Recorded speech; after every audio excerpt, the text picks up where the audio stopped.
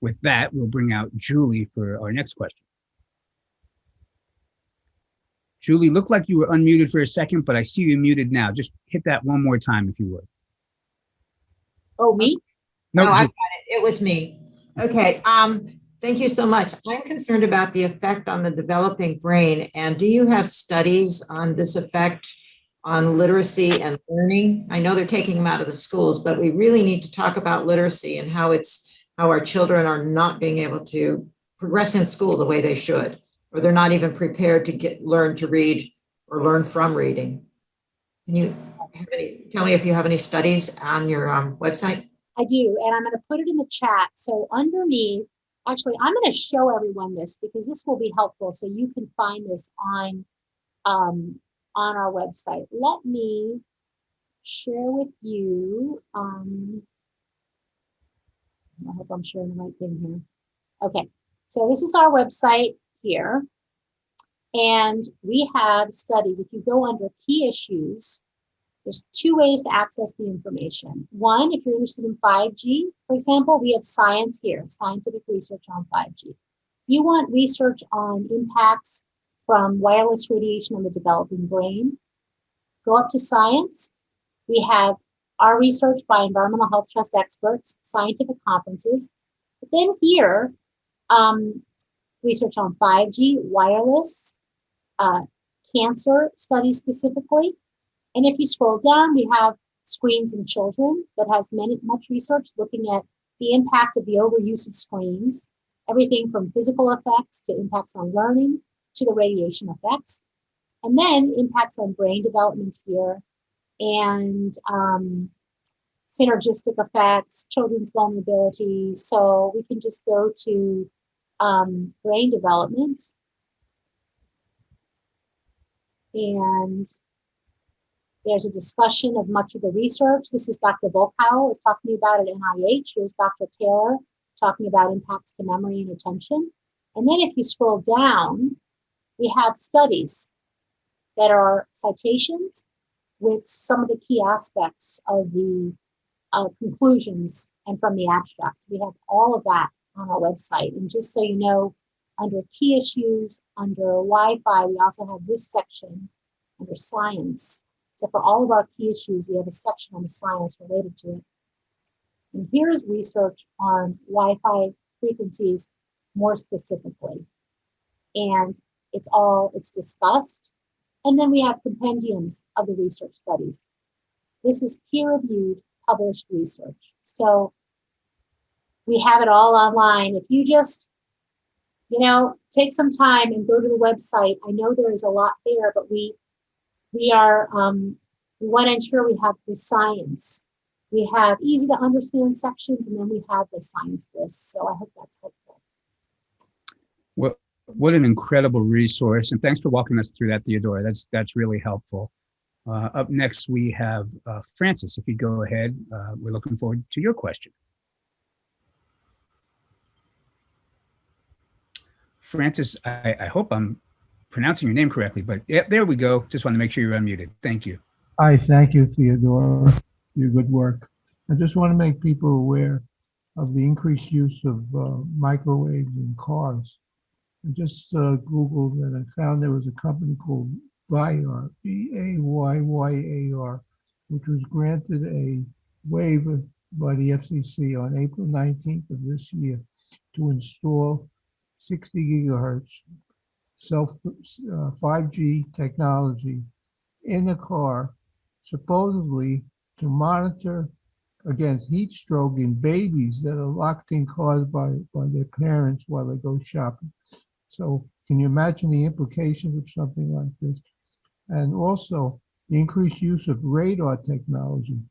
And imagine millions of cars on the road with radars and their effects on people, including the drivers, their mentation, their thinking while they're driving, and people standing next to these radars when the car is not in motion. These are tremendous areas, and the FCC is granting waivers against regulations, apparently, to allow these kinds of applications. So, I mean, it's just something that people should be aware of. And maybe your group can expand into that direction. Thank you. This is, yes, we are deeply concerned about what's happening with cars because they have so many sensors. All these new cars have numerous antennas, and they will have that radar, all of these emissions from the cars. We have all these cars, all these emissions, some of which can be turned off and some can't. So if you have a car, you can turn some of the antennas off depending on your model. You have to find out about it. But the reality is that we have to raise this issue with manufacturers and let them know what they want, because I'm shocked, really, the amount of new technology they're bringing into cars. You said they had a technology to see if a child is left in the back, and yet those same frequencies have been shown to harm the developing brain of children. Now, speaking of radar, there's research going back decades to the Cold War by the US government and many other governments, Russian governments as well, showing radar's effect on servicemen. And a lot of those effects are what's documented now in science. So there's nothing new. And the government has these reports by the CIA and NASA. And it's just mind-blowing that we're continuing to roll this out. And that's why it's so important that we be aware of it and get some action on this.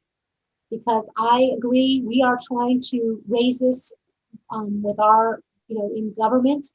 I know that Dr. Joel Moskowitz of UC Berkeley has a wonderful page. If you search Safer EMR, that's his webpage. And then he has a section on cars, and he tries to keep track of the issues related to cars and what's going on. There's been modeling in cars that shows when there's frequencies inside of a car, because it's metal, the frequencies can bounce around and actually enhance, or there can be reflections, unusual ways it moves in a car. So we think that it's outrageous that they be putting these frequencies in cars and outside of cars, actually. So there's a lot of work to be done. That's why we are just thankful for all the work happening at the international level. And manufacturers are aware of this issue.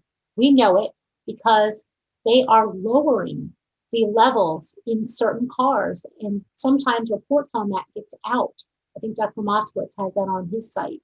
So we know they're aware of it, but because our government regulations are non-protective, it's still happening. And we're suing the FCC on that issue. We have a federal case now. We're waiting for the court decision, Environmental Health Trust et al. Versus the FCC, because our federal regulations are non-protective. Thank you, Theodora. Up next, we're going to bring out Renee. Renee, if you can unmute yourself, please. I think I just sent you a note to unmute yourself. Let's try that one more time. Hey there. Thank you. Thanks so much for all your work. I'm wondering if you have any experience with the Qi devices. They're the EMF protection devices. Qi Home, it's QI. We don't recommend devices, but we don't study them. We're not testing them. What we are advocating for is that that governments have protocols in place to adequately test all of these devices that have come on the market. There's so many, I couldn't speak to each one. And even if there are people who state that they feel better from certain devices, and I haven't seen the long-term studies on that, but there are people who do. The question is, will you have the long-term benefits? So I wish I could answer that question. And what we need is, adequate regulations and protocols for testing so we can compare devices and understand if they're making the frequencies less biologically active, which some are claiming to do. But our scientists don't focus on those devices. There are so many of them. And I put in the chat our newsletter. Please sign up for our newsletter. We have a monthly newsletter from our nonprofit organization. We give you the latest science and policy. Thank you, Theodora. We are bringing this shortly to a close. I'm wondering, do you have time for one more? Yeah. Oh. Great. Thank you. And so, Ryan, I'm going to ask you to unmute. Thank you. And thank you, Theodora, and everyone at Environmental Health Trust for getting the message out. I'm on that journey. I'll be very, very brief here. I've gone through the phases of feeling helpless. I'm actually taking steps to reduce my exposure. I work in IT, so I have a lot. But I have a specific question about you mentioned smart meters and how people have been able to opt out or have them removed. But oftentimes there is a fee. There is a fee in my state, and I'm working with our government to try to get that removed or at least lowered in some way. Do you have any resources or recommendations when talking with, it's going to be the Corporation Commission, they're in charge of approving that. We used to not even have the ability to have it removed. But for example, I've moved somewhere, it already has a smart meter. Mhm. So just any advice on getting those fees lowered or removed? Well, I put in the chat our page on smart meters that has a lot of information for you. There have been, you got to do what you're doing, because the states that have the free opt-out, that happened because people got on the issue and had meetings. There are lawsuits now actually that are happening where people with cancer are saying, look, I don't want the smart meter and I shouldn't have to pay not to have it, or people with other health issues. So getting awareness on it, being aware of the court cases and the decisions. In Pennsylvania, there was just a case that was one where people who they were putting the smart meters on, the case that was won was, hey, you can't force a smart meter on a home. So take a look at what's been done in other states. We stopped our water meters from becoming smart in our town, and that happened from people organizing, doing what you're doing, talking to the officials, and just not stopping until you get it done. But make sure you have all the letters and resources and you know what states are doing what. It's very helpful to say, hey, these states don't have fees. Why should we be charged a fee? One other quick thing, if they're trying to charge a fee, ask, well, what's the money for? And can you document that you are incurring these extra costs? They'll say, well, we have to drive up and read the meter now, except they're already charging you for putting in the smart meters. And so they're not able to actually, we haven't found that they can document where those increased needs for fees actually are in actual documentation.